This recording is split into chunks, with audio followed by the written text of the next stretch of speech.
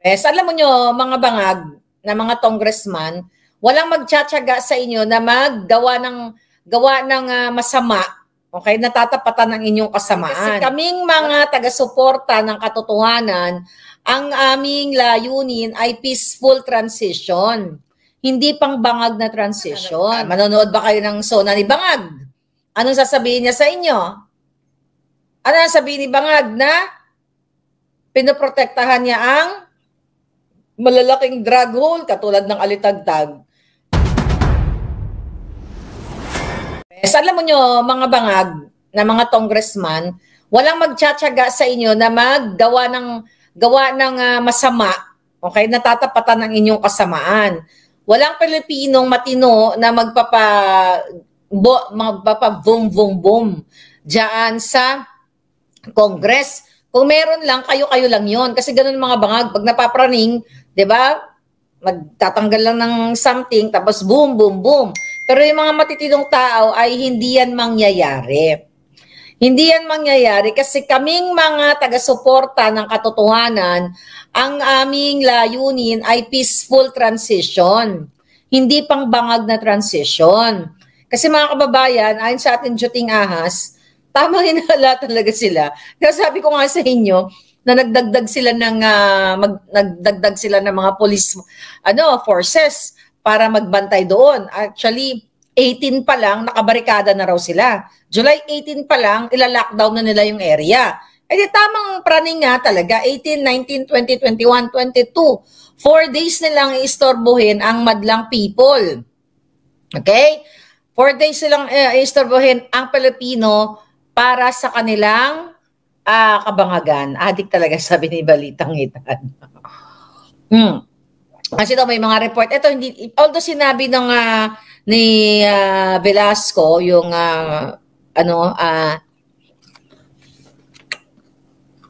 mga bangag.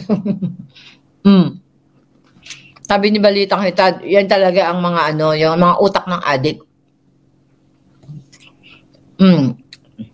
Sabi nila sa media, wala naman daw threat. Sabi ni Kuya Dong, bago daw siyang member.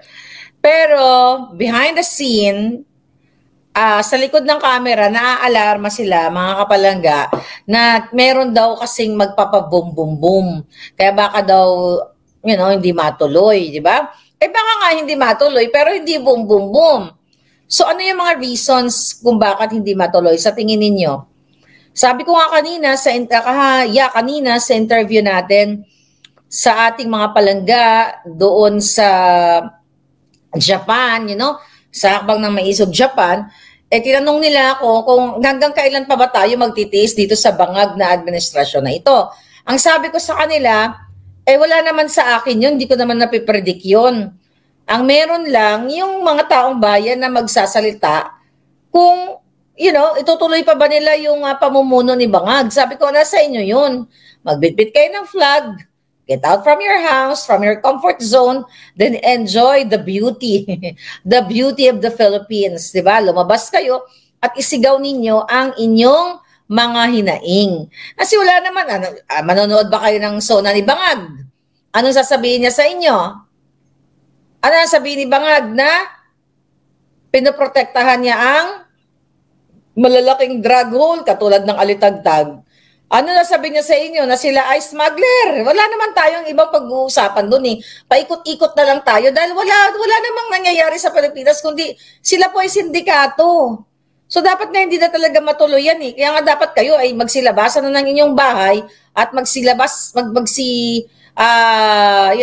magpahayag kayo ng inyong mga banner or karatula, whatever, na kayo ay sukang-suka na kay Bangag. Sabi ni Atikos Mat, ilabas na ang polvoron video. Sabi ko nga sa inyo, hindi ako ang magdedesisyon. Okay? Pero meron. Alright, nakakatawa mga Bangag. Kasi Inday Sara, pinaglalaroan sila, sabi ni Joy Fisher. Exactly.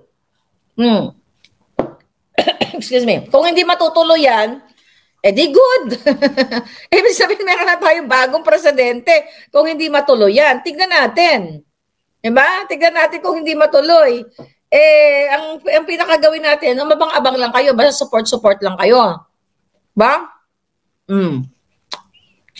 Kasi mukhang may mga eksena talagang kaabang-abang. Kaya bangagin natin sila ng husto habang nagsasasaw ako ng biskwit ba? Tamad lang kasi ang taong bayan. Sabi ni Marana, what do you mean palangga?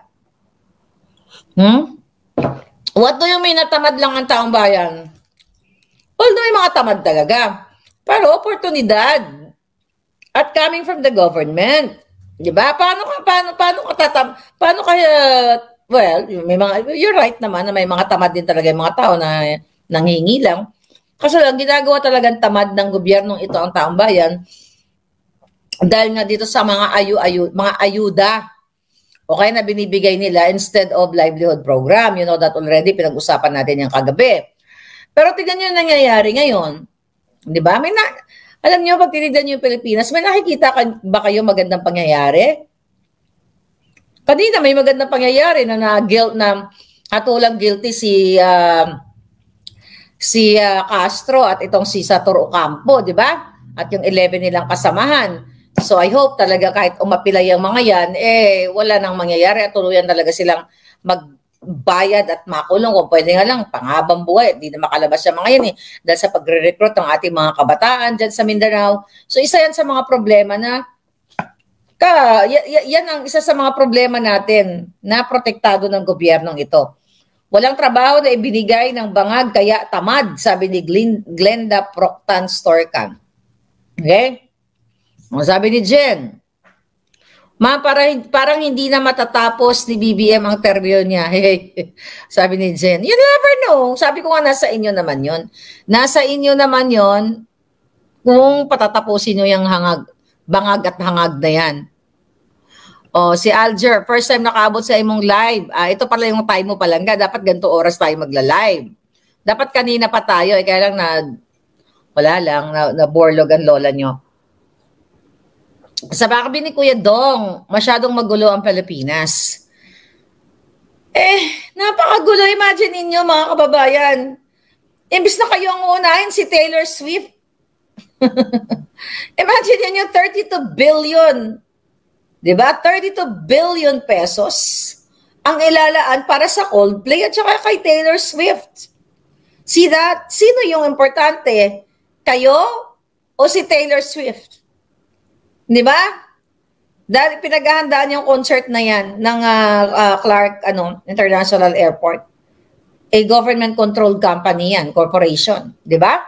So yun na lang yun Sa araw-araw natin, sabi ko nga sa 2 taon kong nagdadadakdak dito, diba? Which is kasama ko kayo, wala nang matino tong gobyernong ito, yung 20 million na gastos nila dyan sa SONA.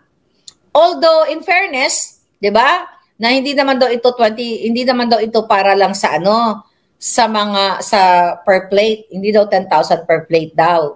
Okay? Based sa kay sino ba yung nagsabi nun? Basta nabasa ko lang na yung 10,000 pesos daw ay hindi daw yun halaga ng per plate. Ito daw ay kasama ng mga logistics, Pero nga dapat wala ng SONA kasi anong i-expect mo sasabihin? 'Di ba ang SONA ay isasalaysay o sasabihin ng isang presidente ang mga achievements niya sa kanyang panunungkulan. Ano achievements niya? Asa yung pangako niya? Wala. Nga nga lahat. Pabahay, wala. Tinatapo na nga lang daw kayo sa mga off-site cities, o off-site area, sabi ni Acuzar. Ano sasabihin niya sa 20 million worth na State of the Nation address? Sabi ko nga sa inyo kagabi, buti kung aaminin niya na siya ay mastermind, si Bangag Jr. at ang asawa niya, ang mastermind sa lahat, sa kidnapping. Di ba? Siya ang mastermind sa illegal, sa smuggling. Di ba? Lahat. Ano pa? Ano pa gagawin ninyo? Lumabas na kayo ng bahay bago mag-SONA at ilabas nyo ang inyong flag at mag-speak up kayo. Di ba? Pero simulan muna natin, baka may lumabas I don't know kung sino. Pero natatakot ang mga hitad, natatakot at nag-hallucinate. Sabi ni Miss G, you're right, grabe ito, puro pagwawaldas ng walang kasaysayan. walang kasayahan. Bangag na bangag talaga.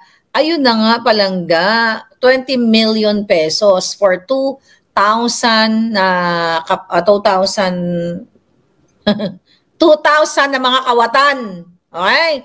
So, syempre mga ibang guest doon, minus yung hindi kawatan. Pero 2,000 katao daw ang pupunta doon, 2,000 na kawatan. Syempre, asama mo na yung 300 plus na kongresista. Ang 24, well, si Senator Bato hindi a-attend.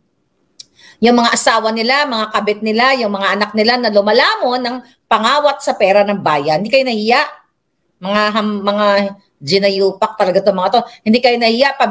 Yan, yung mga asawa ng senador at kongresista, halos lahat ng mga suot niyan nakaw sa bayan ng mga kipay nyo.